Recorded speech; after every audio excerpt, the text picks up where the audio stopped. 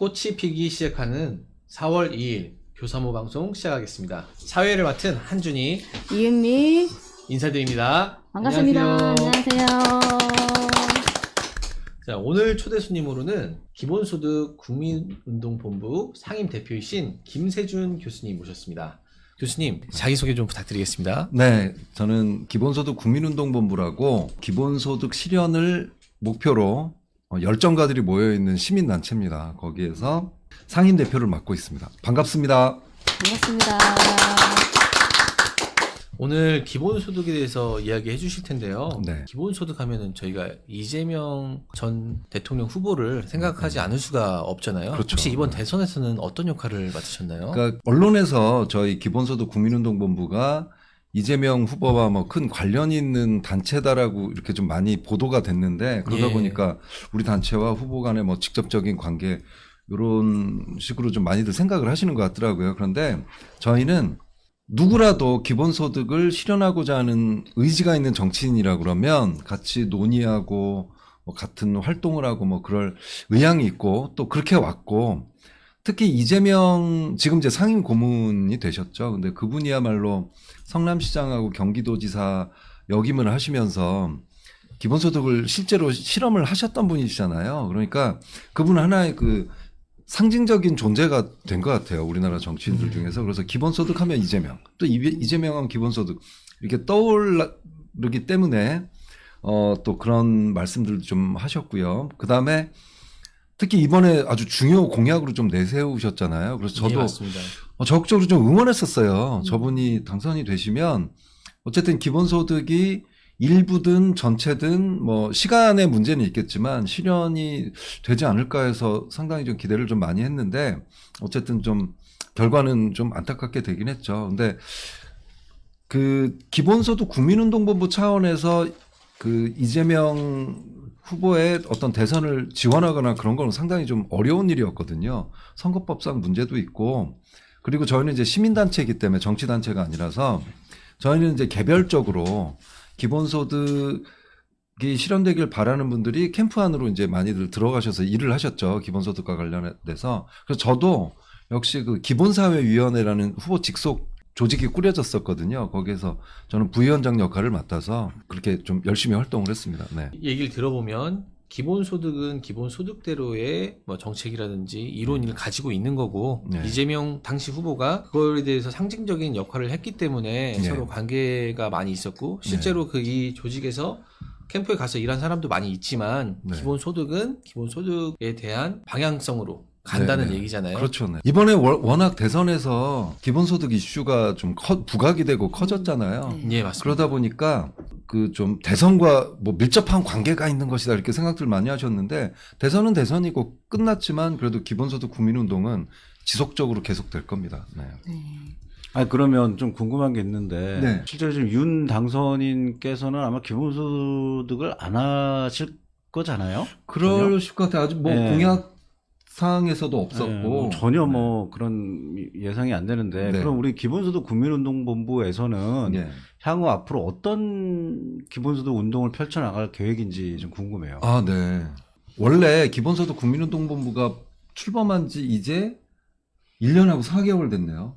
근데 저희는 목표가 항상 뚜렷해요. 그냥 처음부터 기본소득 실현인데, 근데 그 지난 1년 4개월 동안은 출범식이 상당히 많았었거든요. 지금 거의 130개 이상 늘어났어요. 많이 늘어났네요. 정말 네. 빠른 시간 동안 진짜 확산. 저희도 이렇게 예상을 못했어요. 그런데 막 여기서도 출범을 하고 싶다 막 이래서 사실 그 출범식을 그 준비하고 진행하느라고 시간이 너무 이렇게 빨리 가버린 것 같아요. 근데 오히려 아까 그 이준우 회장님께서 뭐 그 윤석열 대통령 후보도 말씀을 해주셨는데, 어쨌든 그분들이 하든 안 하든, 근데 또 국민의힘의 정강정책 1호가 기본소득이에요.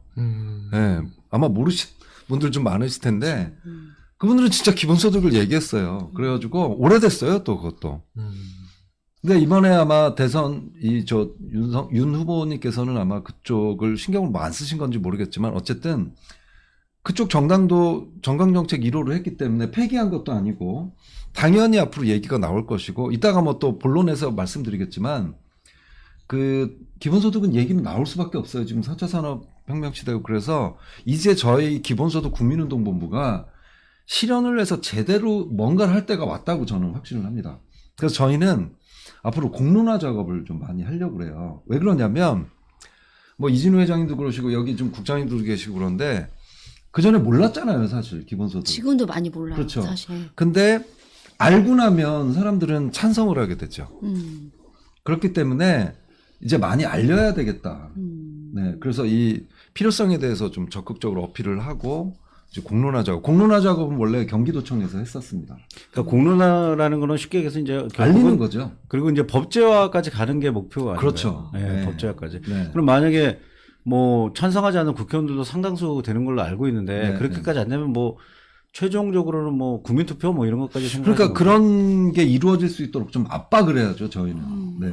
그런 역할들을 이제 좀 본격적으로 좀 해 나가야 될 것 같습니다. 네. 예. 본격적으로 이제 하셔야 되니 네. 기본소득의 가장 기본적인 정의에 대해서 좀 한번 네. 말씀해 주세요. 너무 지금 사람들이 되게 기본소득을 아직도 모르는 사람이 근데 많아요. 생소하게 생각하는 사람들이 많더라고요. 기본소득은 어려운 건 아니고요. 국가가 주는 돈입니다. 음, 국가한테 돈 받아보셨어요? 일단 예, 때때로 뭘로 받으셨어요? 그 재난지원금 한 번. 몇 번 아, 받았어요. 그렇죠. 군사, 군사는 몇 번 그렇죠, 받았어요. 네, 군사는 앞서가는 저는 한 것이- 번 받았어요. 어. 네, 저는 사실 네. 이제 저희 같은 젊은 사람들은 받기 힘들었지만 네. 이제 이런 기본소득 같은 게 어르신들이나 네네. 장애인들이나 이런 뭐 좀 취약계층들은 기존에 좀 받았다고 그렇죠. 하더라고요. 국가가 그동안 준 돈들은 조건이 항상 붙었어요. 선별적으로. 취약계층, 예. 가난하거나 음. 아프거나 어느 연령대를 넘거나. 왜 코로나 확진되니까 뭐 준다고. 네, 그러니까 예. 이제 국가가 그동안 돈을 줄 때는 국가는 그거잖아요. 세금을 걷어서 살림을 하는 집단이잖아요. 네. 근데 국가가 누구한테인가 그 세금 중에서 줬다는 거죠. 근데 항상 조건이 붙었어요. 그렇죠. 뭐 아니면 공무원이 되거나 그러면 이제 네. 국가에서 돈을 받는 건데 이 기본소득은 누구한테나 주자는 거예요. 그 생각이야. 이 생각을 누가 했냐면 아무 조건 없이. 조건 없이. 근데 일반적으로 부자들은 그거 싫어하고 없는 사람은 그걸 더 되게 근데 바라고. 부자들은 사실 싫어하는 게 아니라 몰라서 그러죠. 뭐 필요성을 못 느끼는 거죠. 그리고 의외로 그러니까 돈이 없는 사람들도 거기에 대한 거부감들이 있는 사람들이 있어요. 그렇죠. 그러니까 잘 의외로. 몰라서 그런데 일한 만큼 줘야지 누가. 왜 내가 일도 안 했는데 왜 줘? 앉아서 이런 맞아요. 거지. 근데 그거에 대해서 그래서 이제 이걸 제일 처음 생각한 사람이 이 기본소득이라는 생각의 씨앗이 바람에 날아갔을 수도 있어요. 두 명이 얘기를 했거든요. 그 토머스 모어라는 사람이 유토피아라는 책을 쓰면서 그 책을 왜 썼냐면 앵클로저 운동 혹시 아시나요? 앵클로저 운동. 그러니까 우리 세계사 시간에 배웠는데 우리는 다 공부를 안 잊어버렸어요. 해가지고. 그죠? 근데 앵클로저 운동이 뭐냐면 영국의 귀족들이 농사 짓는 땅을 전부 다 양 키우는 목장으로 바꿔버린 거예요. 근데 그 당시에 농노들이 얼마나 비참하게 살았냐면 이 귀족들의 땅을 개간을 해서 농사를 짓고 요만큼 겨우 입에 풀칠할 정도로 먹고 살았는데 그거마저 없어진 거죠. 그리고 이 귀족들이 되게 냉정하고 잔인하게 이 사람들을 그냥 내쫓아버린 거예요. 그러니까 이 사람들 국가에서 뭐 보호도 안 해주고 그러니까 이 사람들이 도시로 간 겁니다. 뭐래도 좀 있나 해서. 근데 도시로 갔는데 뭐가 있나요? 그렇죠. 그러다 보니까 이 사람들이 뭐 좀도둑, 강도 뭐 이런 걸 하면서 살 수밖에 없었죠. 근데 그 당시에 좀도둑만 해도 뭐 무기징역, 사형 뭐 이랬습니다. 그러니까 토머스 모어가 그걸 보고 이런 얘기를 했어요. 국가가 기본적으로 살아갈 수 있는 생계의 수단을 누구한테 제공해야 된다. 이런 얘기를 했었고요. 그 다음에 몇백 년 흐른 후에 토머스 페인이라는 분이 있어요. 근데 다 성함들이 다 토머스네, 토머스. 토머스. 기차가 생각나는 것 같은데. 토머스 기차. 기차가 짱이죠. 그래서 토마스 페인이라는 사람이 이런 생각을 했어요. 그분도 혁명가였거든요. 그분 감옥 가셨습니다. 네, 뭐 저 프랑스 혁명이나 뭐 미국의 어떤 독립운동이나 뭐 이런 것들의 그 정신적 지도자 역할을 하신 분인데 그분이 여러 가지 책을 썼어요. 뭐 정의에 대해서라는 책도 쓰고 근데 토지 분배의 정의라는 책을 내셨는데 거기다 자기 생각의 씨앗을 쓴 거야. 네. 그래가지고 무슨 얘기를 했냐면 사람은 존재하는 것 자체가 누구한테나 도움이 된다.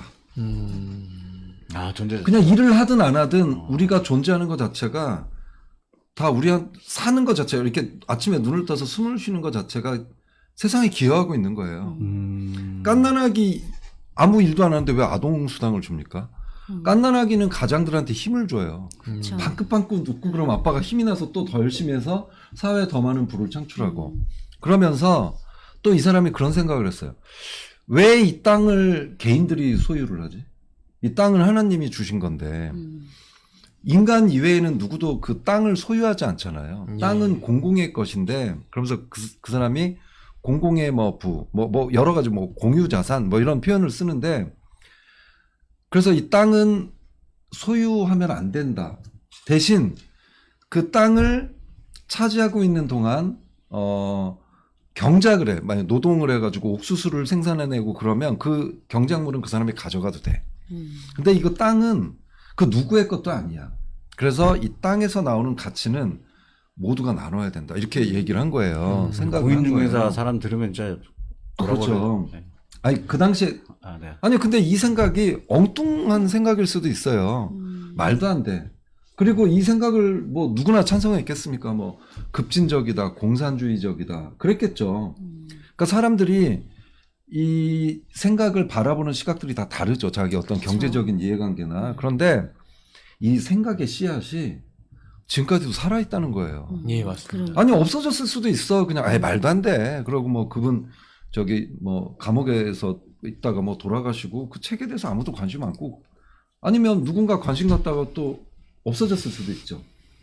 근데 지금까지 전 세계에 계속해서 씨앗이 퍼뜨려져 있는 거예요. 그러니까 그게 실질적으로 이루어지지 않았기 때문에 그 씨앗이 살아있는 것 같아요. 그렇죠. 예. 근데 이거에 대해서 이제 정치인들이나 학자들은 정말 많이 연구를 했어요. 예. 그래서 이게 가능한가? 정말 복지만 가지고 되는가? 근데 얘기를 들어보면 좀 그럴 것 같지 않아요? 이렇게 사람들이 공동으로 해서 만들어낸 건 공동이 다 나눠야 가져야 되지 않나요? 예를 충분히 들면 이해하겠어요, 저도. 우리나라의 그 충남 보령군에 가면 장자도라는 섬에 있거든요. 예. 거기에 주민분들이 누가 기본소득 공부한 건 아닌 것 같아. 이분들이 요 바다에서 나오는 자원들 있잖아요. 어족 자원이라고 하죠. 생선이나 이런 것들이 이게 과연 누구 한 사람의 소유냐? 우리 공동의 것이다. 그래가지고 공동으로 노동을 해서 공동으로 분배를 합니다. 그 공산당 아니에요? 아니에요. 아니에요? 공산당은 네. 그냥 모든 걸 국가가 소유하고 뭐 누구나 똑같이 배급해주는 능력이랑 상관이 없이 나누는 거죠. 근데 그 장자도에 계신 분들은 공공의 노동을 해서 똑같은 노동을 해서 똑같은 몫을 나눠 갖는 거예요. 그래서 전복하고 해삼 노동을 해서 2019년에만 한 1,300만 원씩 나눠 가주셨대요.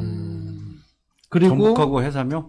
전복하고 해삼을 이제 판매를 한 거죠. 와. 그리고 구성원 중에는 그 노약자분들도 계시잖아요. 예. 근데 그분들한테 나눠드린 거예요. 어허. 똑같이요? 예. 오, 이게 쉽지 않은데. 그 기본소득을 사실 제대로 좀 공부하시려면 인류학 책을 좀 읽어보셨으면 좋겠는데 원시공산제 30만 년 전부터 1만 년 전까지 우리 호모사피엔스들이 원시공산제 속에 살았죠. 근데 소그룹을 이뤄서 생존하기 위해서 힘이 있는 사람들이 가서 식량을 구해오고 수렵과 채집을 해서 구해오고 나머지 사람들은 공동체를 지켰죠. 아기를 돌본다든가.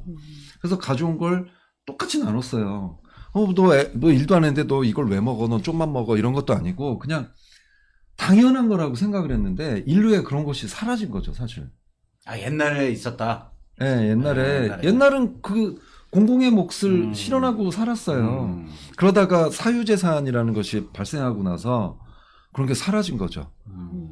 뭐 소수가 더 많이 갖고 다수는 조금만 누리는 그게 있었는데 어쨌든 그게 자본주의죠. 그래서 토마스 페인이 이제 그 얘기를 했는데 지금까지 이거에 대해서 연구가 좀 이루어졌었어요. 근데 일부러 기본소득을 나눠주기 위해서 없는 돈 만들어내자는 게 아니에요. 우리가 세금을 걷어서 그 안에서 혹시 공공의 이 같이 기여를 해서 만든 몫이 있지 않느냐 그걸 찾자는 거예요. 지금까지는 안 찾았죠.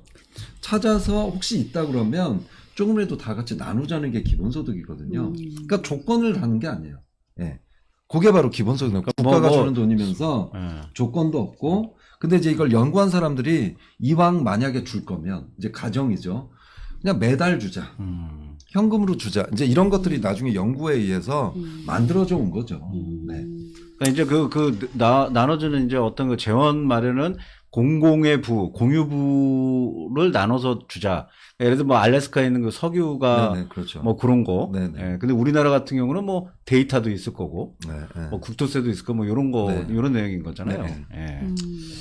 지금도 사실 아프리카 일부 부족들은 사냥을 하면 그거를 모두에게 나눠주고 있거든요. 그렇죠. 뭐 30만 년 전으로 안 가더라도 네, 네, 네. 그런 개념에 있어서 이제 이게 복지라는 부분이 네, 예전부터 있었다라고 볼 수 있다는 근거라고 저도 알고 있거든요. 네, 네. 근데 이게 이제 기본소득이랑도 연관을 시킬 수 있다라는 말씀을 하신 것 네, 같은데, 네. 자, 우리가 이제 사실 기본소득이라고 해서 돈을 받는 건 사실 좋아요. 네. 근데 요즘 사람들은 이제 돈을 무조건 받는 게 좋다고 생각하지 않는 부분도 네, 사실 네, 있거든요. 네. 왜냐면 어디선가는 내가 낸 돈이 나오지 않냐. 네. 또 이런 얘기도 있고, 또 내가 100만 원을 내면 그걸 다시 100만 원을 받는 게 아니라 행정적인 요소 때문에 80만 원밖에 못 받는다는 또 얘기도 네. 있더라고요. 그래서 이렇게 요즘 사람들이 항상 고민하는 문제가, 돈을 나눠주는 건 좋은데 재원은 과연 어디서 확보할 것인가? 아, 네. 돈을 어디서 걷어서 우리한테 주는 건가? 네. 혹시라도 내 돈을 좀 더 많이 가져가는 건 아닌가? 네. 이런 고민들이 있잖아요. 그런 것 같아요. 예. 네. 당연히 걱정이죠. 네, 제일 맞습니다. 관심 분야인 거. 근데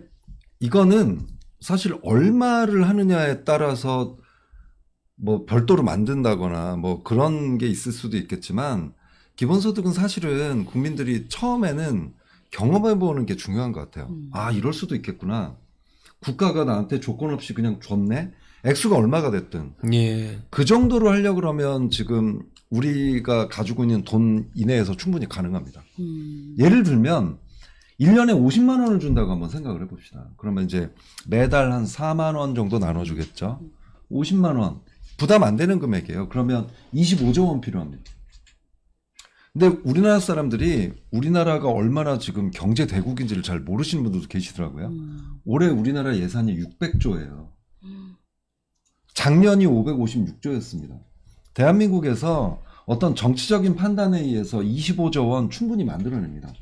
그러니까 국가 예산 중에서는 어떤 항목이 무조건 그걸 써야 되는 항목이 있어요. 강제로 배정이 돼서. 근데 정치적인 고려에 의해서 우선순위를 이렇게 좀 조정하거나 배정할 수 있는 것들이 있거든요. 충분히 25조 원 만들어냅니다. 그러면 연 50만 원씩 줄 수 있어요. 그러면 이제 4만 원 정도 매달. 4인 가족이면 200만 원. 뭐 충분하지는 않아. 충분하지는 않은데, 그러면 재원에 대해서 우리가 고민할 필요가 없습니다. 그리고 이재명 지금 상임 고문께서 이제 대선에서 100만 원 얘기하셨죠, 전 국민. 예, 맞습니다. 100만 원이면 연 100만 원이면 50조 필요하거든요. 50조도 100만 원, 50조 정도도 뭐 추가 증세라거나 그럴 필요가 없어요. 왜 그러냐?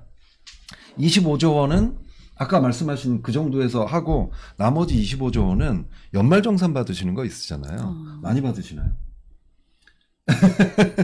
연말정산은 세금 낸 거에 대해서 이제 돌려주는 거잖아요. 매년 2월 하고 뭐. 그런데 이 세금 돌려주는 게 원래 세금의 목적이 뭡니까? 두 가지가 있잖아요. 첫 번째는 국가 살림, 두 번째는 부의 재분배.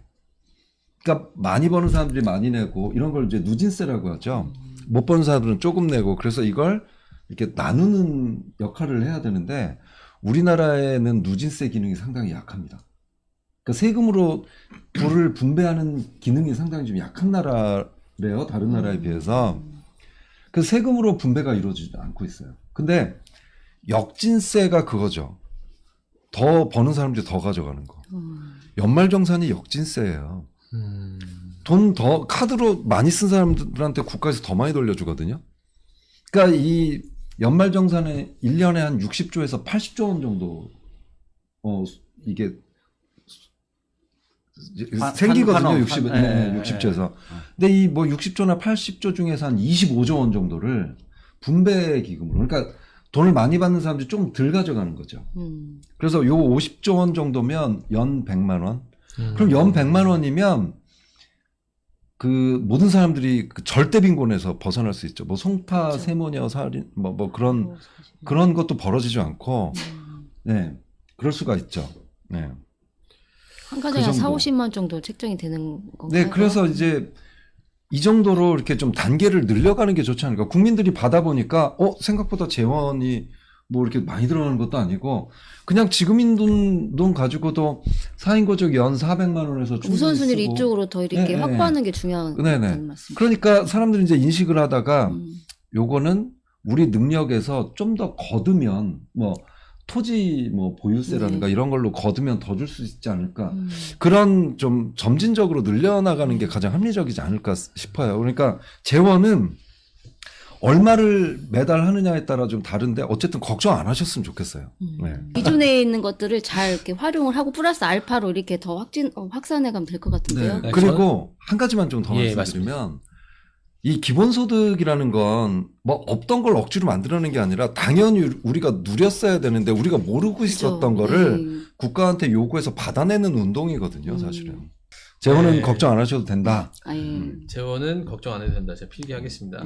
여기서 저희 광고 한번 하고 가겠습니다. 네. 유튜브에 군산교사모 검색하시면 저희 지금까지 방송했던 거 전부 올라와 있거든요. 너무 유익한 내용들이 많으니까 꼭 검색해 주시고요. 저희 그냥 이렇게 짤막하게 광고 진행하고 있는데 이때 여러분들이 우리 가게를 좀 홍보하고 싶다. 뭐 좋은 일 하고 있는데 이런 거 알리고 싶다. 이런 거 있으면 저희한테 미리 말씀해 주시면 이 시간에 여러분들께 소개해 드리도록 하겠습니다.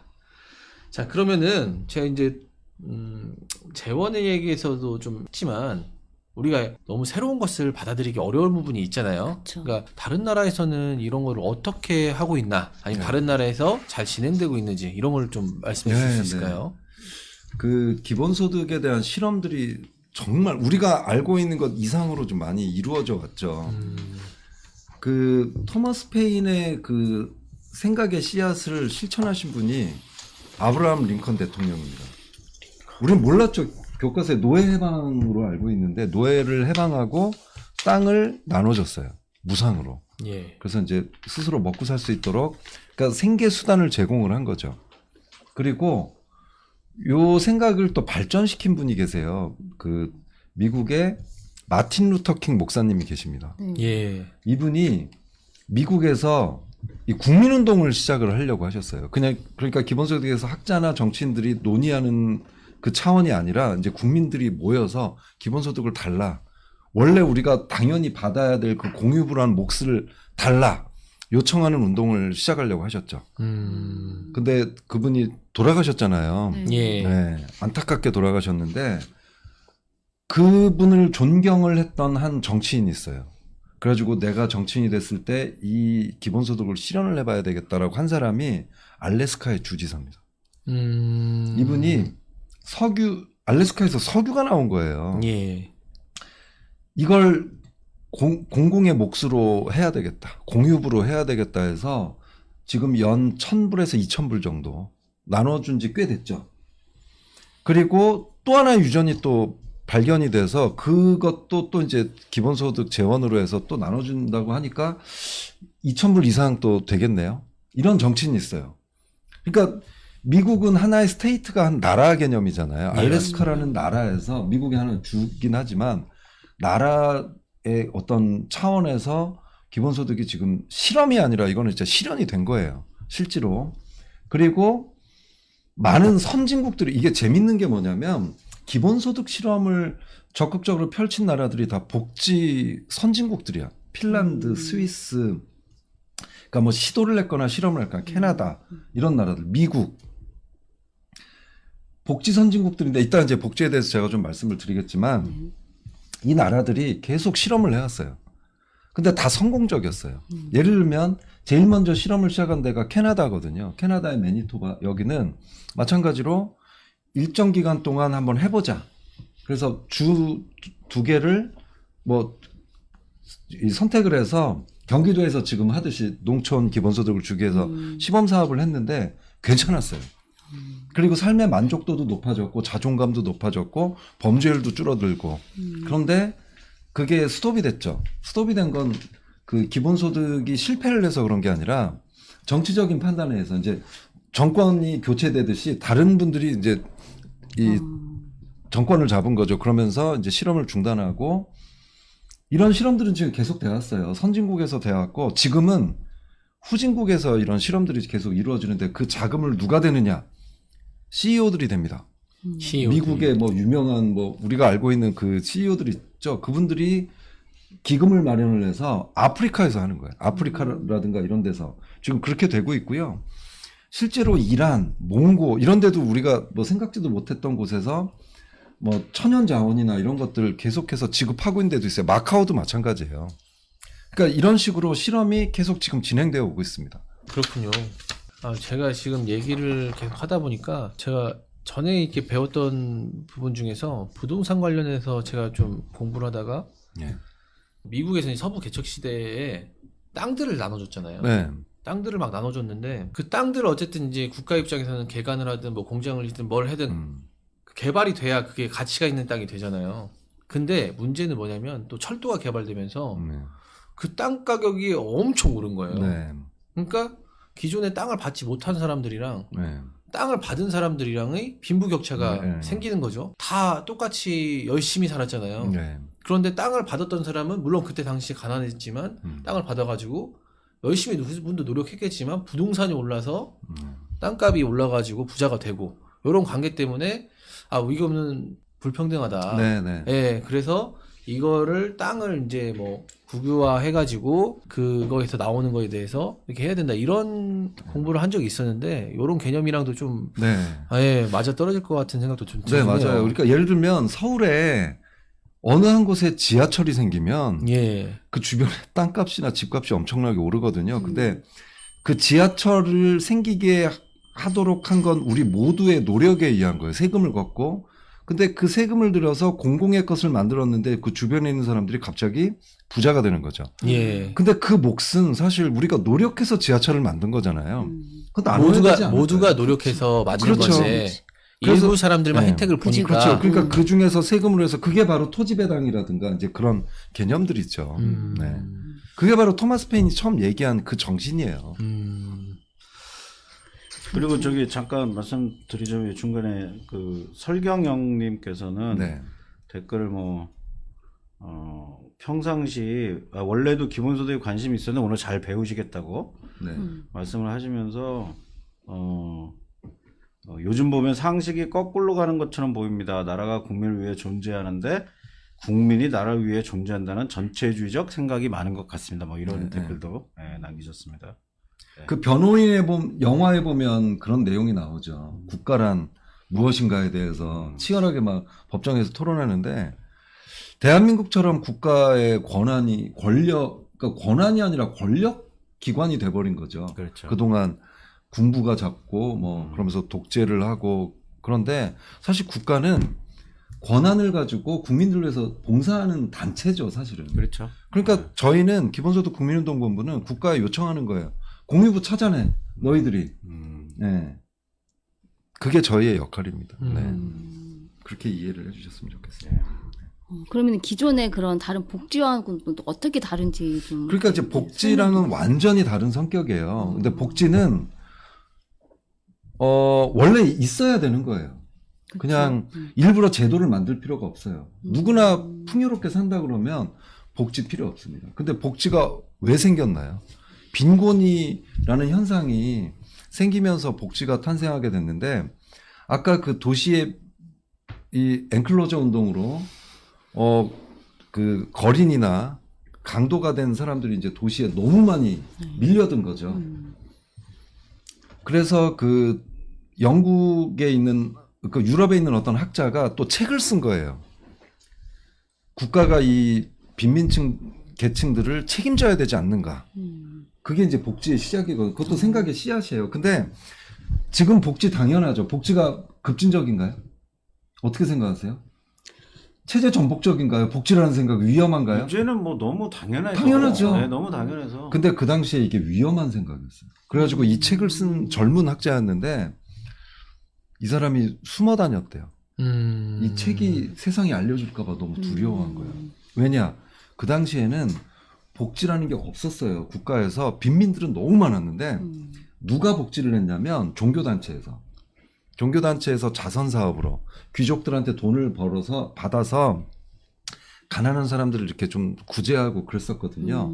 근데 이걸 국가가 하라고 하니까 종교단체가 반발할 수도 있겠죠. 그죠? 자기의 고유 영역을 침범할까봐 이 사람이 좀 겁을 먹었었는데, 한 군데에서 실험을 했어요. 이걸 복지를 뭐 이렇게 기본소득 실험하듯이 실험을 했고, 그러다가 이 빈민층이 너무 많아진 거예요. 그러다 보니까 영국의 엘리자베스 여왕이 안 되겠다.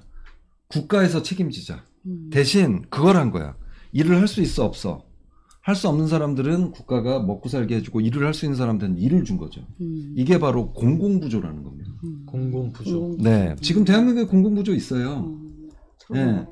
복지 동사무소나 이런 데 가서 저 지금 너무 살기 힘들어요. 그럼 일할 수 있습니까? 이거부터 질문을 하거든요. 그래서 할 수 있어요. 그럼 일을 줍니다. 네. 그리고 없다 그러면 이제 뭐 어떤 다른 지원을 하는데, 이게 지금 전 세계에서 벌어지고 있는 복지 중에 첫 번째예요. 빈곤이 없으면 사실 공공부조 필요 없죠. 그렇죠. 그리고 이제 두 번째, 역사적 사건이 또 하나가 있었죠. 산업혁명이라고 있었어요. 영국에서. 그래서 이제 새로운 계급이 등장을 했죠. 프롤레타리아. 근데 그 당시에 공장 노동자가 된 거예요. 근데 그 사람들도 너무 비참하게 살았어요. 그냥 빈곤층이야. 너무 비참하게 거의 뭐 짐승보다는 기계적으로 약간 살았죠. 나은 정도의 풀칠을 하면서 공장에서 고된 노동을 하고 살았죠.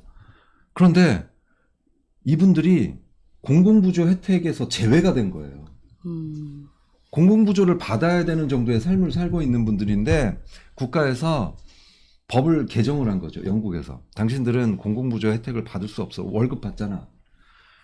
그러니까 이분들이 미래를 뭐 설계를 할 수가 없는 거고, 이 월급 가지고는 살아갈 수가 없어. 그러다가 걱정이 된 거죠. 내가 만약에 아프거나 사고를 당해서 일을 못하면 어떡하지? 이런 걱정을 하면서 살아갔어요. 근데 또 그때 한 학자가 책을 한 걸 또 씁니다. 금융기법으로 당신들끼리 이 돈을 모아서 나중에 아프면 거기서 이렇게 돈을 주는 그런 사회보험을 제시를 한 거예요. 프롤레타리아들은 자기들끼리 이렇게 돈을 모아가지고, 그래가지고 그들이 월급 받은 거에 돈을 이렇게 상조처럼 떼서 힘들거나 일을 못하게 될 때 실업수당 같은 걸로 이렇게 제공을 받았죠.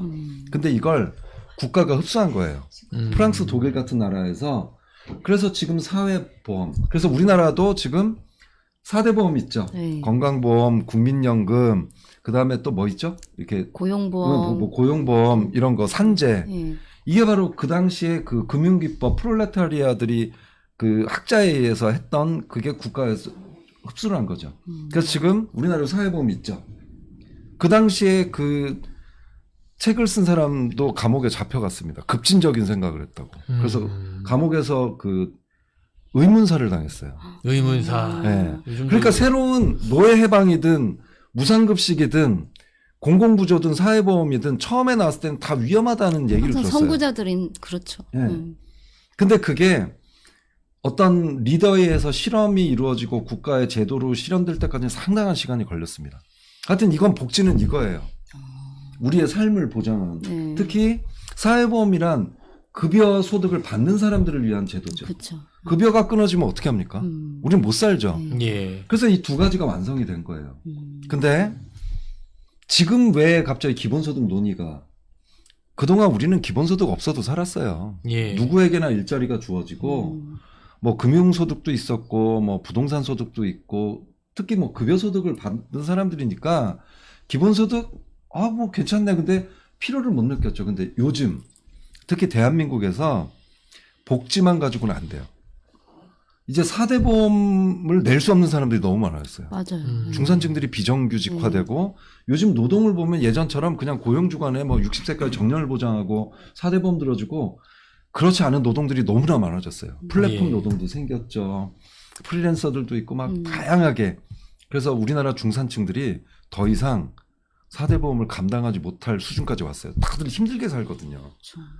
지금 뭐 그런 상황이고, 또 하나는 너무 기계들이 똑똑해졌죠. 그래서 예전의 기계들은 우리의 노동을 빼앗지 않았어요. 그냥 우리의 노동을 돕는 역할을 했죠. 이걸 이제 일자리를 보완한다 이렇게 얘기를 하거든요. 예전의 기계는 우리 일자리를 보완해 줬어요. 우리가 꼭 필요해. 얘를 이제 조작을 해야 되니까. 근데 지금에 나오는 기계나 인공지능은 일자리를 대체하죠. 일자리가 없어지는 건 아니에요. 일자리는 계속 있어요. 근데 거기 사람이 있느냐 없느냐의 차이예요. 근데 이제 점점 사람이 필요가 없어집니다. 그쵸. 우리 주변에서 보죠. 네. 식당에서도 주문 받으시는 분들, 마트에서 계산하시는 분들부터 시작을 해서 최근에 방탄소년단이랑 그 CF를 하는 로봇이 하나가 있습니다. 노란색으로 강아지처럼 네 다리로 아. 이렇게 한 대에 8천만 원 하는 예. 보스턴 다이너믹스에서 개발을 한 거죠. 현대차가 인수했습니다, 이 회사를. 그러니까 보스턴 다이너믹스는 인간이 없어도 공장이나 이런 데서 인간이 하는 일을 그대로 수행하는 로봇을 개발해온 회사예요. 근데 완성시켰어요. 이걸 현대차가 인수했습니다. 2020년 12월 30일 날. 우리가 코로나 때문에 막 정신 팔려 있을 때. 현대차는 과연 이 로봇 회사를 왜 인수했을까? 재밌어서? 앞으로 발전 가능성이 그쵸. 더 있기 때문에. 이번에 코로나로 인해서 CEO들은 그걸 느꼈을 거예요. 한 명이 감염이 되면 공장이 폐쇄가 됩니다. 예. 어마어마한 손실이 났죠. 그죠. 그분들 머릿속에는 이런 일이 더 이상 안 아니 도대체 지금까지 인류 역사상 역병이라는 게 2년 이상 간 역병은 처음이거든요. 코로나처럼. 그러니까 그들은 이제 앞으로 더욱더 이 전염병에 걸리는 사람들보다 전염병에 걸리지 않은 로봇을 더 선호하게 될 거고요. 이런 일들이 전 세계에서 대한민국 지금 제일 빨리 일어나고 있어요. 그러니까 로봇 밀도라는 지수가 있거든요. 근로자 10,000명당 로봇 도입 대수. 우리나라가 거의 1,000대에 육박합니다. 세계 1위예요. 이미요? 네. 2019년도에 요. 800대 정도 돼서 세계 2위였거든요. 2020년도에 900대를 넘어섰어요. 그러니까 지금 2022년도 아마 1,000대 넘어갈 것 같아요. 10명당 로봇 한 대인데 근데 예전에 그 로봇 들어와 봤자 우리 일자리 안 뺏겠다니까요. 근데 지금 이제 이 1,000대는 우리 일자리를 다 뺏는 걸 거예요. 그리고 스마트 공장. 스마트 공장은 직원 1명 필요합니다. 혹시 두부면이라고 드셔보셨어요? 두부면요? 두부로 국수 만든 거. 두부고기는 먹어봤어요. 두부면이 대박이 났어요. 풀무원에서 두부로 국수를 만들었는데 그 두부 국수를 만드는 공장이 한쪽 면이 180m예요. 이쪽 180m, 이쪽 180m. 얼마나 큽니까? 예. 거기에 근로자 30명밖에 없어요. 기계가 다 이렇게 그렇죠. 정교하게 다- 막 다 잘라가지고. 두부도 이제 기계가 만드는 시대가 됐죠. 그러니까 그러면 우리들은 어떻게 사느냐? 그래서 지금 일자리에서 이렇게 좀 이렇게 일자리를 못 가신 분들이 이제 플랫폼 노동을 시작을 하신 거죠. 근데 플랫폼 노동자가 대한민국에 2019년도에 50만여 명이었거든요. 지금 얼마인지 아세요? 엄청 얼마일 늘어났겠죠. 것 같아요? 글쎄요. 플랫폼 노동하시는 분. 2019년도에 50만. 하나만 찍어보세요. 이진우 회장님 찍어보세요. 150만? 220만입니다. 너무 많이 늘었죠, 그죠? 그래서 이제 이런 분들은 4대 보험 혜택도 못 받고 맞아요. 위험하고 그렇다고 소득이 생각보다 많은 건 아니고 극소수만 뭐 억대 연봉을 받으신다고는 하는데 이건 평생 할 것도 아니고 그러니까 중산층들이 이런 걸 내몰리고 있고요. 그다음에 안정적인 직장을 가지신 분들도 점심시간에 라이더를 하십니다. 배달을. 점심시간에 밥 안 사실 먹고. 플랫폼 노동이라는 게 거의 다 배달이에요, 지금. 그렇죠. 지금 그래요? 배달이죠. 거의 다 배달이에요. 실제로 쿠팡 같은 곳에서 광고하잖아요. 광고하는데 이번 달에 350만 원 드립니다. 막 이럽니다. 보너스 포함해서. 본 것 같아요, 그거. 350만 원이 4인 가정이 그 돈을 받는다. 우리나라 최저생계비가 지금 300만 원이 안 되거든요. 4인 가족. 최저생계비가 293만 원이에요. 최저생계비가 뭡니까? 그냥 사는 거예요. 기본적인 삶을요, 그냥. 근데 그 최저생계 하루에 12시간 일을 해도 하루에 10만 원 버는 게 쉽지 않은 일입니다. 그래서 하루도 안 쉬고 일을 한 300만 원 평균 더 버는 분들도 계세요. 잠을 안 자면 됩니다. 15시간 일하고 20시간 일하면 더 받으시죠. 그 윤모 당선자께서 얘기하신 거 아니에요? 120시간. 뭐 그러면 많이 벌 수 있죠. 근데 건강이 이걸 과연 평생 직장으로 할 수 있을 것인가? 뭐 그런 거. 하여튼 대한민국에서 지금 그 기본소득을 받아야 되는 그 상황이 가장 급박하게 지금 벌어지고 있고 청년들도 그렇고 그러니까요. 예술인들도 그렇고 맞아. 코로나로 인해서. 근데 다행인 것은 대한민국 국민들이 재난지원금을 한번 보편적으로 받아봤다는 거예요. 그러니까 이제 인식이 기본소득에 대한 복지만 가지고는 안 되겠구나. 이제 그런 거죠. 경제도 살리고 막 이런 걸 보면서 저희 기본소득 국민운동본부가 이렇게 세를 불리는데 그 기여한 게 이 두 가지 환경인 것 같아요. 어떤 느낌이 들었냐면 처음에는 운동본부 이렇게 재작년 12월 6일 날 발족을 했거든요. 이게 과연 얼마나 많은 분들이 관심을 가질까 했는데 나중에는 무슨 느낌이냐면 서울에 가면 뭐 이렇게 전철을 바꿔 타는 곳들이 있잖아요.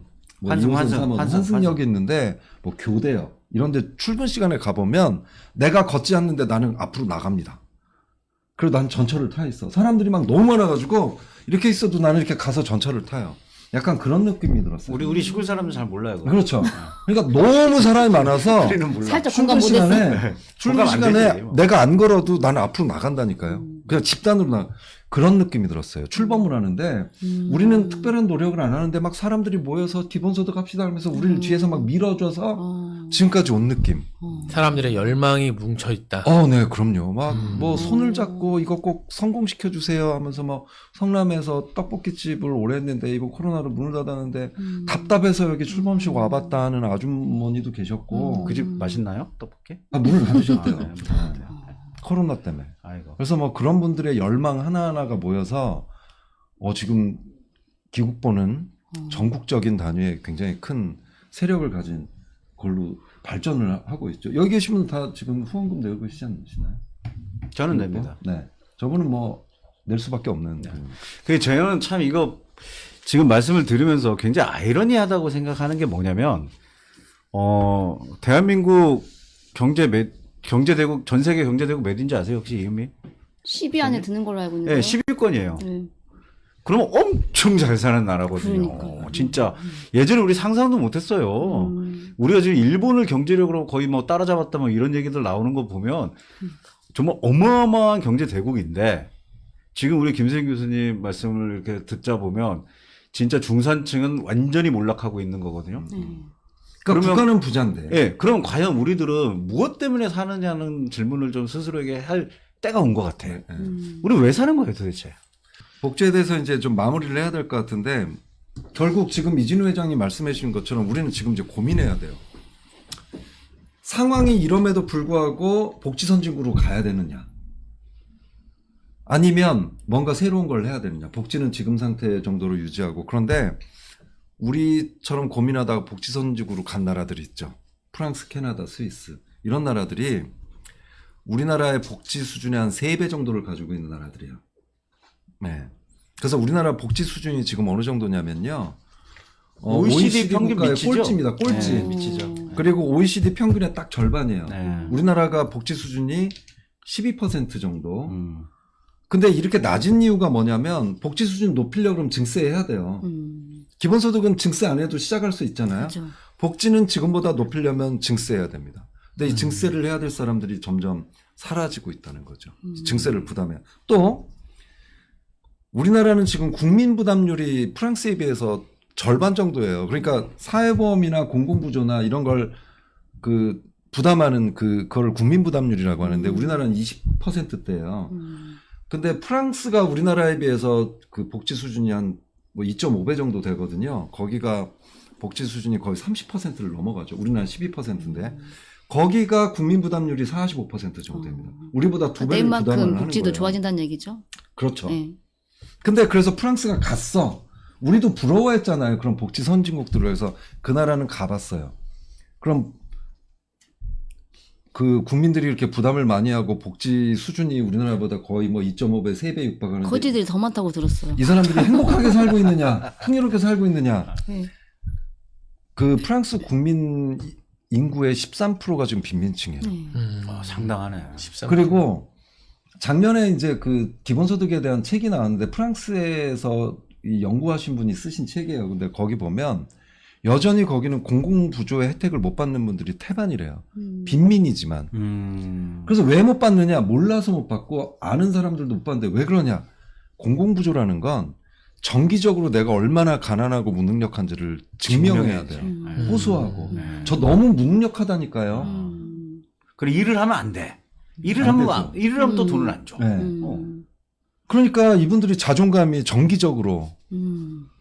이 바닥인 거죠. 그러니까 이분들도 그렇게 살고 그래서 결국 우리가 부러워했던 그 나라들이 기본소득 실험을 한 거예요. 복지 가지고 안 된다.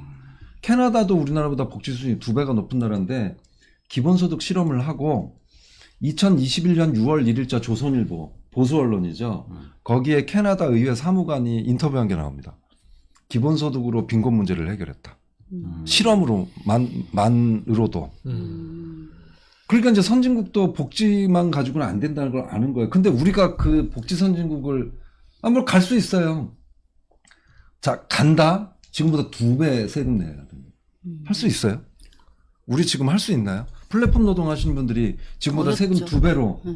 아니, 물론 일자리가 CEO들이 우리 AI 로봇 안 쓸래. 그냥 내가 돈을 들 가져가더라도 그냥 우리 가장들한테 월급을 줄래 충분한 이런 선택을 하고 있나요? 아니잖아요. 지금 우리도 아파트에서 경비원들을 자르고 있잖아요. 연 관리비 10만 원을 절감하기 위해서 우리는 지금 대한민국에서 제일 적은 임금을 받으시면서 힘들게 사시는 경비원을 우리 스스로 잘라내고 있습니다. 연 10만 원. 연 10만 원이면 가족들 외식 때 충분히 먹지도 못해요. 4인 가족. 뭐 고기 뭐 10만 원어치 뭐 먹으면 뭐 금방이죠. 이거 아끼려고 많이 드시네요, 김 아파트에 4인. 네네, 4인. 네. 아파트 경비가 아주 4차 혁명적으로 스마트해졌잖아요. 경비원들을 우리는 지금 내몰고 있습니다. 우리부터 지금 그러고 있잖아요. 근데 CEO들은 어떻겠습니까? 코로나, 4차 산업혁명, 기후변화, 이제 뭐 탄소세도 내야 되고. 그러니까 줄일 수 있는 건 인건비 말고는 없어요. 근데 그동안은 이 사람을 대체할 수 있을 만한 로봇이나 인공지능이 없었죠. 근데 이제 나타났어요. 네. 우리는 이걸 걱정해야 됩니다. 우리 어떻게 살아야 돼요? 그러다 보니까 CEO들이 4차 산업혁명과 관련된 제품이나 서비스를 생산하는 마크 주커버그, 뭐 미국의 이런 대표적인 CEO들이 위기감을 느끼는 거죠. 우리가 만든 물건 누가 사지? 물건을 만들기만 하면 뭐예요? 사는 사람이 없는데. 그러니까 그 사람들은 이제 국가에다 요구하죠. 기본소득 관심 갖고 줘라. 그리고 그 사람들이 기금을 모아서 아프리카 같은 데서 실험을 하고. 근데 이런 현상이 대한민국에서 가장 다른 나라에 비해서 빨리 일어나고 있다는 거죠.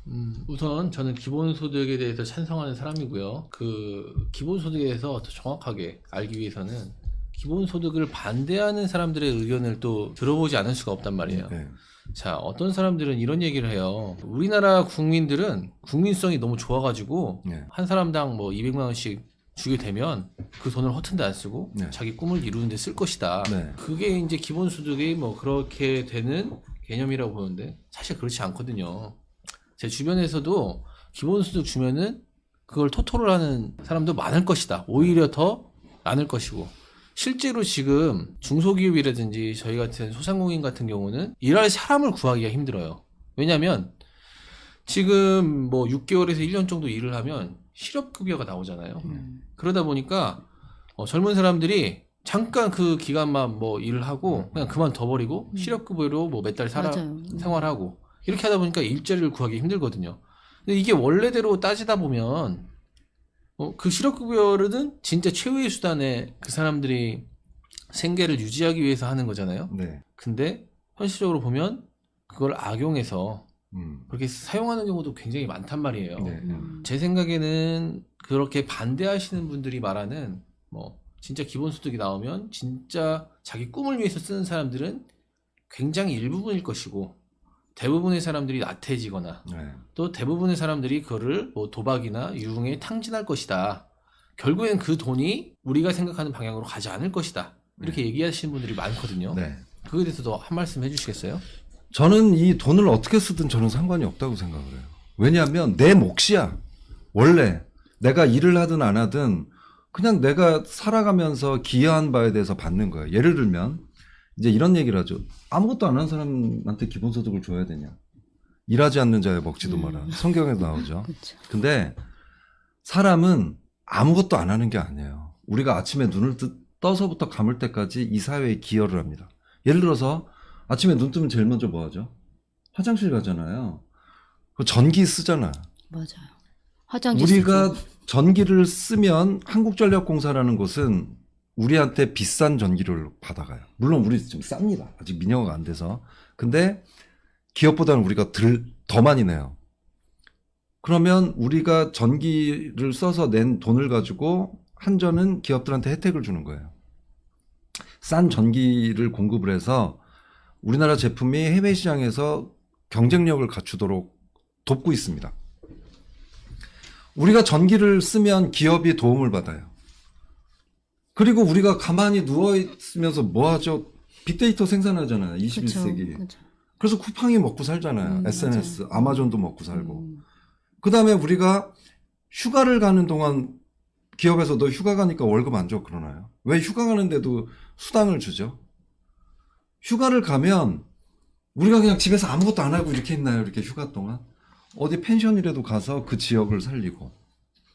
우리는 어쨌든 그냥 사회에 기여를 하고 살아요. 그 몫을 받자는 거예요. 당연히 받아야 할 몫. 근데 안타깝게도 그 몫이 얼마 안 돼. 진짜 연 100만 원도 할 수 있을지 저도 잘 모르겠어요.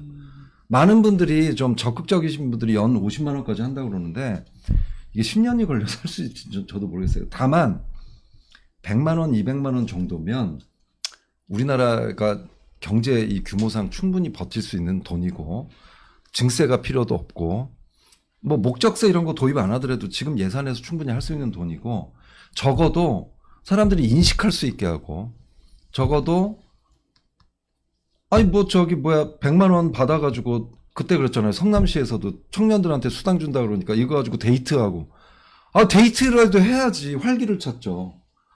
뭐 꼭 학원에다만 써야 됩니까? 데이트하면서 연애도 하고 그러면서 결혼도 하고 데이트하면 동네 상권 살리잖아요. 이 돈 가지고 뭐 하나 둘이서 뭐 따먹게 하나? 아니면 그게 아니잖아요. 커피숍도 가고 맥주도 먹고 그러다 우리 가장들 먹여 살리는 돈이고. 그래서 저는 대한민국이 대단하다고 생각하는 게 재난지원금을 현금으로 주지 않았잖아요. 선진국은 다 현금으로 줬거든요. 그 돈 시장에 안 나왔어요. 근데 우리는 소멸성 지역화폐로 줬잖아요. 이게 전 세계 히트작입니다. 우리나라 언론에서 얘기를 안 했어요. 보수 언론들이. 근데 다른 나라에서는 깜짝 놀랐죠. 야, 대한민국에서 기본소득은 아니지만 기본소득 성격을 가진 걸 소멸성 지역화폐로 준 거야. 그래서 10만 원 받으면 우리나라 사람들이 평균 18만 원 썼답니다. 맞아요. 오버하더라고요, 항상. 예. 그렇죠. 그리고 착한 거야. 이것만 10만 원 넘었네. 딴 거 주문할게. 이러지 않았어요. 이걸에다가 자기 돈 8만 원을 내서 경제를 살렸죠. 그러니까 기본소득은 창의적인 하나의 살아있는 생물체 같아요. 우리가 어떻게 하느냐에 따라서 고전적인 거에만 매몰되는 게 아니라 그래서 어쨌든 기본소득은 그냥 우리가 누려야 할 돈이지만 억지로 만들어낸 돈이 아니라 이 사람이 뭐 저는 악용이라는 표현도 안 맞다고 생각해요. 내 몫을 내가 쓰는 건데 이 돈은 알아서 쓰는 것 같아요. 그리고 액수도 많지도 않고 그 다음에 연 100만 원 나오면 일 그만두실 거예요. 아니잖아요. 예. 그죠? 맞아요. 연 100만 원이면 월 8만 원, 9만 원인데 그냥 이 돈은 사람한테 휴식이야. 10만 원어치 플랫폼 노동 하루 쉴 수 있어. 하루. 그러니까 매일 일하다가 하루 그냥 친구 만나러 가고 아버지 우리가 다 몰아드릴게요. 그럼 한 달에 8만 원 그 뭐 외식비도 안 된다 그러는데 32만 원, 33만 원 아버지가 3일 쉴 수 있습니다. 플랫폼 노동하시는 분. 청년들은 3일 동안 자기 미래를 위한 준비를 할 수 있고 예술인들은 연습을 하고 노래를 하고 창작을 하고 그럼요. 특히 예술인들은 저는 좀 먼저 줬으면 좋겠어요. 이제 범주형이라고 하는데 대한민국의 경쟁력이 컨텐츠에 있습니다. 주변에 보면 저 지금 맨날 춤만 추고 막 뭐 홍대에서 막 뭐 하는 거야. 근데 그분들 중에 대박이 나죠. 대박이 한번 나면 우리가 먹고 사는 거예요. 방탄소년단도 맞아요. 그렇고 미나리도 그렇고 뭐든 다 컨텐츠에 있잖아요. 그런 사람들이 창작을 해야 될 시간에 플랫폼 노동을 하고 그렇죠. 그분들이 원하는 건 한 달에 30만 원이래요. 국가에서 한 달에 자기들한테 30만 원 주면 우리는 창작에만 막 호소를 하는데 막 마음이 너무 안 좋죠. 그러니까 오히려 그 돈을 주면 어떤 사람한테 활력이 되고 그럴 텐데 이걸 이제 악용을 한다거나 그런 것 때문에 걱정을 좀 안 했으면 좋겠어요. 그리고 이제 또 이런 생각도 제가 들더라고요. 이제 어느 가장이 있는데 그동안 집이 가난해서 가족들이 너무 힘들게 산 거예요. 그러다가 돈을 좀 많이 벌게 돼서 자녀들한테 용돈 좀 줘야 되겠다. 그래서 자녀들아 내가 이제부터 용돈을 줄게. 그랬더니 자녀들이 아버지 그 용돈 주다가 우리 가정 또 망하는 거 아니에요? 막 걱정을 하시고. 네. 그냥 아버지가 당연히 주는 거잖아요. 사랑하니까. 내 자식이니까 우리 가정의 구성원으로서 당연하니까 이렇게 용돈을 주는 건데 아버지 저 용돈 안 받을. 물론 뭐 자기가 이래서 한다 그러면 뭐 좋게 하겠지만 그런 돈인 것 같아요. 우리가 서로 사랑해서 일을 안 하더라도 어떤 삶의 휴식을 주고 그 다음에 노동자들한테는 협상권을 강화해주고 농사 짓는 분들 중에 어쩔 수 없이 생계를 위해서 쌀농사를 짓는데 여유가 하나도 없어. 근데 내가 꼭 그 재배하고 싶은 꽃이 하나가 있어. 그런 거 꽃이 한번 심을 수 있는 여유를 주고, 예, 그런 거 아닐까요? 그 정도 돈밖에 안 돼요. 근로의욕 절대 감퇴시키지 않고요. 유현진 선수가 연봉을 200억을 받았어요. 200억 받다가 이번에 좀 더 받게 됐죠. 200억이 생겼어. 뭐하러 또 운동을 합니까? 근데 또 도전을 하잖아요. 더 받으려고. 사람은 다 도전해요. 성과를 내려고. 더 많이 받기 위해서. 그래서 플러스 월 10만 원? 뭐 50만 원? 50만 원까지 갈지도 저는 갔으면 좋겠는데 그렇다고 사람들은 일을 그만둔다거나 그러지 않는 것 같아요. 그거는 인간의 어떤 존엄성을 좀 너무 경시하는 게 아닐까 뭐 이런 생각도 들어요. 그리고 사람들은 사실은 뭐 월급도 중요하겠지만은 본인의 그 쓰임새 네.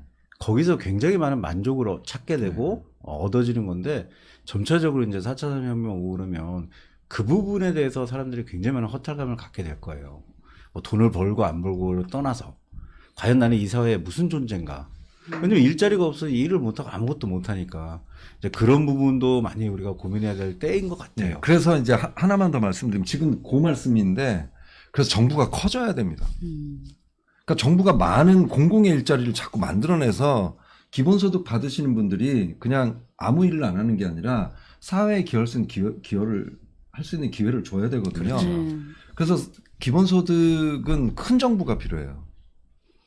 신자유주의자들은 작은 정부를 원하죠. 근데 이번에 정권을 이제 맡게 되실 분들은 작은 정부를 추구하시는 분들이에요. 이제 무조건 그렇게 가겠죠. 복지를 축소할 것이고 벌써 여가부, 통일부, 그다음에 공무원 수 줄이겠다. 그리고 공공기관 이제 민영화 시켜가면서 그런 일들이 벌어질 겁니다. 그래서 이번 정부에서는 기본소득을 위한 사실 저희가 투쟁본부가 돼야 되지 않을까 이런 생각도 요즘 들기도 하네요. 아, 이거 잡혀가면 곤란한데요. 그러니까. 네, 잡혀가면 힘들어요. 네. 캐비넷이 열리면 곤란할 것 같습니다. 네, 캐비넷 열리면 곤란하죠. 참. 잠깐 또 댓글 잠깐 오늘은 제가 좀 댓글 네, 좀 읽어드릴게요. 그 설경님이 미래 산업은 점점 노동력을 최소화하기 때문에 노동을 통해 소득 창출이면 일자리 부족을 소득 분배가 문제가 된다. 그래서 이제 그걸 유혹하는 정치인들이 많다. 또 최유정 씨도 재밌게 잘 보고 있다 응원합니다. 네. 해주셨고요. 성형님이 또 기본소득은 국민이 국민으로서 당연히 누리는 권리입니다. 네. 그런데 국민이 누릴 권리로 특정의 목적만을 위해서 사용한다는 자체가 민주공화국을 이해하지 못하는 것이다. 아, 좋은 말씀이네요. 네, 그리고 자본주의 사회 얘기도 좀 해주셨고요. 일하지도 않는 자는 먹지도 말라는 성경의 말씀은 무노동자를 경시하는 입장이 아니고 노동의 신성함을 말합니다. 뭐 노동이 왜 신성하냐고 하냐면 열심히 일해서 소득이 발생되면 개인이 먹을 만큼 먹고 남은 것은 소득이 없는 이들에게 베풀기 때문에 신성하다고 보는 것입니다. 이 부분은 이 설경영 이분이 목사님이세요. 예. 그래서 이런 말씀을 좀 해주신 것 같고요. 예. 알겠습니다. 네. 지금 네. 저희가 열띠게 얘기를 하고 있었고 네. 댓글도 소개를 해드렸는데요.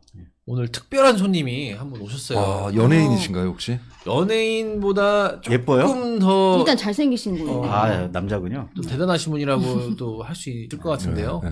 오늘 특별한 손님 바로 천호성 교수님. 우와! 아유, 에이, 말도 안 돼. 거짓말 하지 마. 에이, 말도 안 돼. 어떻게. 천호승 교수님 죄송합니다. 지금 제가 여기에 오셔. 그러니까요. 잠깐 아니, 저 원래 좀 잠깐 졸아가지고 꿈꿨나? 요즘 뭐 선거도 되고 굉장히 바쁘다 그러니까요. 어떻게 여기로 오셔요. 자, 진짜 오셨는지 안 오셨는지. 또, 한번- 아니, 오늘 만우절 아닌데요. 거짓말. 아 맞다. 아 제가 깜빡 졸아가지고. 아니 오셨으면 네. 혹시 같이 모셔서 잠깐 얘기 나눌 수 있을까요? 한번 저거 지금 모셔야겠는데요. 불러볼까요? 네. 천호성 교수님 네, 불러봐서 음. 나오시면은 하고 안 나오시면은 저희끼리 음악도 깔아주세요. 이야기 이어가는 배경음악 걸로. 있잖아. 그러니까 우리가 부르는 거. 여기가 TV는 저 사랑을 싣고. 여기 저 전문 방송국이 아니고요. 자, 예, 하나 저희- 둘 셋 하면 천호성 교수님 한번 불러보겠습니다. 네. 하나 둘 셋. 천호승 교수님! 안녕하세요. 오 진짜 와, 깜짝이야. 이렇게 좀. 네. 와, 네. 어이구.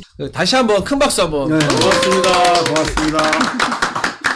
자 그러면 특별한 손님 오셨는데 네. 그 교수님과 또 얘기 안 해볼 수가 없죠. 그러니까. 교수님 요즘에 예. 선거운동 하시느라 굉장히 힘드실 것 같은데 어떠세요? 네. 솔직히 말해서 힘이 들지요.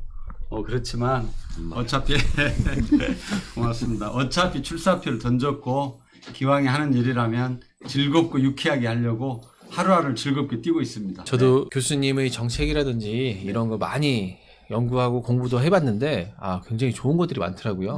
꼭 건승하셔가지고 좋은 결과 내기를 바라시고요. 그 천호성 교수님도 그 기본소득 국민운동본부 네, 저기 상임 상임대표님. 대표님이시죠? 교육청소년본부. 네. 네. 네, 교육청소본부 상임대표시잖아요. 네, 그렇죠. 그럼 뭐 그 얘기를 좀 잠깐. 네네네네. 예 맞습니다. 조금 더 가까이 좀 붙어 주시겠습니까? 네네. 제가 이제 기본소득 그 국민운동 본부에 학생 청소년, 교육 청소년 그 본부 본부의 상임대표. 상임대표를 하고 있는데요. 기본적으로 우리 삶이라고 하는 게 다 행복을 추구하잖아요. 그런데 지금 현재 벌어지고 있는 어떤 사회적 현상을 보면 가장 지금 이제 그 아이를 낳지 않는 현상, 인구 절벽으로 지금 몰리고 있는데 그런 것들을 고려했을 때 뭔가 우리 아이들에게도 그러니까 교육 그 아이를 낳지 않는 현상이 그 학교 교육 또 이 교육과 연결이 돼 있기 때문에 이 아이들을 어떻게 지원할까 이런 고민을 하면서 아마 전국 최초로 그런 걸 제안했을 거예요. 전라북도 제가 교육감이 되면 전라북도 아이들에게 지금 학교 밖 아이들까지 포함해서요. 기본 수당, 교육 기본 수당 형태로 연 30만 원을 지금 공약으로 제안을 했습니다. 제안을 했고요. 그 틀에서는 여기 김세준 교수님도 계시지만 기본소득이라고 하는 게 우리 삶에 아주 기초적인 어떤 그 여건과 토대를 만드는 중요한 역할을 하기 때문에 우리 학생들에게도 이 기본소득이 학교 생활을 해 나가는 데 있어서 아마 중요한 어떤 자산이 되지 않을까 이런 생각을 갖고요. 특히 전라북도에서 가장 먼저 이것을 제안한 이유는 아시다시피 전라북도는 경제적으로 가장 낙후된 도시입니다. 예. 특히 오늘 여기 군산 교사모 방송인데 군산 같은 경우는 더 심하죠. 최근에 조금 나아질 기미를 보이고 있어서 그나마 다행이긴 하지만 뭐 자동차 업계랄지 선박 업계가 떠나가면서 가장 어렵고 고통받는 지역이 우리 군산 지역이고 이 아이들을 직접적으로 지원할 수 있는 방안 그것이 기본 소득이라고 생각을 해서 이제 학생 때 주도록 그렇게 계획을 했고요. 여기에 대한 뭐 재원이나 이런 것들도 충분히 연구를 좀 해서 지금 준비를 하고 있습니다. 잠깐만요. 그러면 그 조금 더 디테일하게 좀 여쭤보고 싶은 네. 게 지금 그 교육 수당이라고 하셨는데 네. 그럼 몇 살부터 몇 살까지인가요? 지금 이제 아동 수당으로 국가에서 네. 10만 원씩 8살까지 주기 때문에 네. 8살부터 출발해서 고등학교 1학년이죠. 예. 8살부터 고등학교 3학년까지. 그러니까 8살부터 고3까지. 네. 그러면 이제 그 학생들만 대상인 거예요? 아니면 학교 밖 아이들까지도? 전라북도에 있는 그 나이에 해당되는 학교 밖 아이들까지를 그러니까 모든 그렇습니다. 청소년기 그렇습니다. 아이들한테 다 주는 거네요. 그렇습니다. 네. 전라북도에 한 1,500명 정도의 학교 밖 아이들이 있습니다. 그렇게나 많아요. 네, 네. 저희가 아까도 얘기를 했었는데요. 네. 이거를 현금으로 안 주고 네. 뭐 상품권으로 줘서 어떻게 된다 뭐 이런저런 얘기를 했어요. 네, 네. 청소년들에게는 어떤 식으로 지급할 생각이시나요? 저희 사실은 정책팀에서 이 내용을 나누면서도 상당히 논란도 있고 그랬는데요. 기본적으로는 아이들이 가장 필요한 곳에 쓸 수 있도록 해주는 게 좋겠다라고 생각을 해서 현금을 아이들 통장이나 아이들 카드를 카드에다 넣어주는 방안을 사실은 생각을 하고 있고요. 다만 그 돈이 단순하게 돈으로서의 역할보다는 그게 금융 교육이랄지 소비자 교육이랄지 이런 쪽으로 연계된 교육 프로그램과 연계돼서 그게 활용되길 바라는 거 하나고요. 또 우리 지역이 굉장히 낙후되어 있기 때문에 지역의 경제를 활성화시키는 그런 방안으로 그게 쓰여졌으면 좋겠다라고 하는 측면에서 본다면 뭐 바우처 형태랄지 또는 다른 지역 화폐 형태로도 좀 보완해서 그렇게 할 수 있는 그런 정책 중에 하나라고 생각을 합니다. 이거는 좀 시행해 가면서 디테일하게 연구도 좀 해보면서 서두르지 않고 해야 될 부분이라고 봅니다. 굉장히 획기적인 정책이네요. 네. 우선은 처음 시작은 뭐 제한을 두지 않고 어디서든 쓸 수 있게 하되 앞으로 시행해 나가면서 조금씩 보완해 나가겠다 이 말씀이신 것 그렇습니다. 같아요. 예. 그래 이게 어쩌면 이게 그 기본소득의 그 범주형 기본소득이네요. 쉽게 그렇습니다. 얘기하면. 네. 김서준 교수님 같은 경우는 이런 청소년 기본소득에 대해서는 어떻게 생각하세요? 그러니까 이걸 그 체험하게 해주시는 거잖아요. 어린 학생들한테부터 이걸 기본소득. 체험을 할 수 있게 사실 해서 우리가 기본소득 도입을 왜 해야 되냐면 우리들이 아니라 이제 앞으로 이 땅에 살아가야 될 친구들 때문에 이런 걸 더 해야 될 것 같아요. 어떤 분이 그러더라고요. 왜 이재명이라는 사람은 청년들한테 돈을 주느냐. 젊어 고생은 사서도 해야 되는데. 근데 저는 그렇게 생각하지 않아요. 만약에 내가 내 자녀한테 뭐 100억의 재산을 물려줄 상황이 된다. 그럼 난 고생시킬 것 같아. 내가 이걸 너 물려줄 텐데 너는 고생해. 그래가지고 네가 뭐 땀 노동의 대가를 알게 되면 물려주마. 근데 우리는 지금 100억의 자산을 물려줄 게 아니라 고통을 물려주게 될 거예요. 기후변화, 4차 산업혁명. 그럴 때 우리는 잘 먹여야죠. 앞으로 고생할 텐데. 그게 바로 기본소득이라고 생각을 하고요. 이거를 사실 미래 세대들이 체험을 해서 성장을 해나가고 투표권을 갖게 됐을 때 정치권들을 압박하는 그 실제 체험한 세대가 돼서 그 실현해 나가는데 굉장히 큰 도움이 될 거라고 저는 생각이 됩니다. 그리고 또 하나 지금 벌써 교육 현장에서 빈익빈 부익부라는 현상도 좀 많이 나타나고 있잖아요. 저도 대학에서 지금 학생들을 가르치는데 대학생들도 여유가 없으면 취업 준비를 할 수가 없어요. 그렇죠. 아르바이트를 하고 그러더라고요. 그렇습니다. 네. 근데 청소년들이나 뭐 대학생들 중에서도 졸업반들은 그 절대적인 시간이 필요한 사람들이잖아요. 미래를 준비하는데. 근데 교육 현장에서도 또 가정의 경제 형편에 따라서 막 성적도 막 이렇게 나오고 뭐 이런 걸 보면 살아있는 교육이 될 것 같아요. 기본소득으로 서로 이제 뭐 이렇게 공평하게 우리가 같이 몫을 같이 이렇게 뭐 써보고 그러면서 이 공정이란 그 대동세상 이런 것들을 어렸을 때부터 체험을 한다 그러면 저는 정말 미래에 희망이 있다고 생각을 합니다. 기본소득도 이제 정착되어가는 과정을 겪어야 되는데 네. 청소년들이 그걸 미리 겪다 보면 네. 자연스럽게 성인이 됐을 때 네. 받아들일 수 있지 않을까. 게다가 부모님께도 이렇게 기본소득을 하는데 너무 좋은 것 같아요, 엄마, 아빠. 부모한테도 영향이 네, 미치게 영향, 되고 네. 아주 좋은 것 예를 들어 같습니다. 좀 자유롭게 그 돈을 가지고 아이들이 꼭 개인만이 아니라 그 어떤 경우는 학교 아이들끼리 뭐 5명 연합해서 평소 같으면 예를 들어서 30만 원이면 뭐 적게 볼 수도 있고 또 아이들한테는 큰 돈이 될 수도 있거든요. 그런데 예를 들면 뭐 드론 같은 걸 좀 사서 뭘 해보고 싶다 했을 때 맞아요. 가격이 좀 많이 가면 우리 학교는 뭐 5명의 아이들이 동시에 그걸 모아서 한꺼번에 드론을 하나를 사서 같이 그걸 공유해 가면서 정말로 필요한 그 돈이 아니면 그런 것을 해볼 수 없는 경험들을 해보는 교육으로 이렇게 연결할 수 있다는 완전 거죠. 산교육이네요, 산교육. 네, 그래서 좀 가능하면 뭐 생활과 밀착도 좀 시키고요. 사실 경제나 이 금융이라고 하는 것은 우리가 그 살아가는 데 있어서 정말 중요한 교육이거든요. 그것을 학교에서 이론적으로 뭐 생산, 소비, 뭐 판매 이런 것들을 책 안에서 배우지 몸에서 체득할 수 있는 그런 것으로 연결하기까지는 아직 못하고 있거든요. 학교 교육이. 그래서 그런 것까지도 연결시킬 수 있는 저는 절호의 기회라고 생각을 하고요. 또 그간에 우리 교육에서 많이 비판을 받았던 어떤 붕어빵 찍어내는 그 획일화된 교육 과정을 좀 탈피해서 이런 자율성이 주어지는 이런 거. 그러니까 돈이 있어야 뭐 새로운 도전들도 해볼 수 있으니까 이 돈 가지고는 도전과 모험 교육을 통해서 아이들이 스스로 살아가는 힘을 키워낼 수 있는 그런 교육과 좀 접목을 시켜보려고 하는 그런 이제 의도가 좀 있습니다. 너무 좋네요. 사실 이제 아까 질문 드렸던 것 중에서 하나가 이제 구더기 무서워서 장 못 담그냐 라는 말이 있잖아요. 그렇듯이 어떤 정책이든지 그걸 악용하거나 뭐 잘못 활용하는 부분들은 소수 존재하지만 더 큰 긍정의 변화를 이끌어내기 위해서는 여러 가지 도전이 필요하다고 생각하거든요. 그렇기 때문에 이런 청소년 기본소득도 긍정적인 방향으로 더 많은 발전을 이룰 수 있는 방향으로 나갈 수 있다고 생각합니다. 시간이 좀 많이 지났는데 아이고 교수님 오시자마자 끝나요? 그러니까 저도 좀 아쉬워서 좀 그럼 노래라도 한 곡 하세요. 갑자기 노래를? 아쉬워서 이제 여러 가지 말씀을 좀 더 듣고 싶었는데 시간이 좀 많이 지나서요. 시간이 저희가 많이 됐네요. 네. 김세준 교수님 먼저 말씀하시고 그 다음에 우리 청 교수님 저는 말씀하시는 걸로 정말 하겠습니다. 짧게 하겠습니다. 오늘 많은 말씀 나눴는데 기본소득은 우리 권리입니다. 누구한테 달라고 이렇게 애걸하고 뭐 그런 것도 아니고요. 권리 찾으셨으면 좋겠습니다. 네. 이상입니다. 네. 아, 멋있는데요? 박수 한번